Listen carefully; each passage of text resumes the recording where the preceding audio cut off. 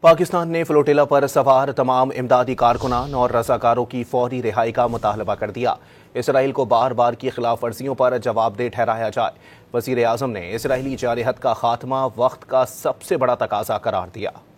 وزیر اعظم شہباز شریف نے سمود فلوٹیلا پر اسرائیلی حملے کو بزدلانہ کارروائی قرار دیتے ہوئے اس کی شدید مذمت کی۔ وزیر اعظم نے تمام کارکنان کی فوری اور غیر مشروط رہائی کا مطالبہ کیا۔ ایکس پر جاری بیان میں وزیر اعظم نے کہا کہ سمود فلوٹیلا میں 44 ممالک کے 450 سے زیادہ امدادی کارکن سوار تھے، جنہیں اسرائیلی فوج نے غیر قانونی طور پر حراست میں لیا۔ گرفتار کارکنوں کا واحد جرم مظلوم فلسطینیوں کے لیے امداد لے کر جانا تھا۔ وزیر اعظم نے فلسطینیوں تک امداد کی بلا تعطل ترسیل کا مطالبہ کیا۔ انہوں نے کہا کہ اسرائیلی جارحیت کو فوری طور پر روکنا اور فلسطین میں پائیدار امن کے قیام کو یقینی بنانا ہی وقت کا سب سے بڑا تقاضا ہے۔ دفتر خارجہ نے اسرائیل کو بار بار کی خلاف ورزیوں پر جواب دہ ٹھہرانے کا مطالبہ کیا۔ ترجمان دفتر خارجہ نے کہا کہ گلوبل سمود فلوٹیلا پر سوار کارکنان کی گرفتاری بین الاقوامی قوانین کی صریح خلاف ورزی ہے۔ اسرائیلی کارروائی بے گناہ شہریوں کی زندگی خطرے میں ڈالنے کے مترادف ہے۔ ترجمان دفتر خارجہ کے مطابق پاکستان غزہ میں فوری اور غیر مشروط جنگ بندی کا مطالبہ کرتا ہے۔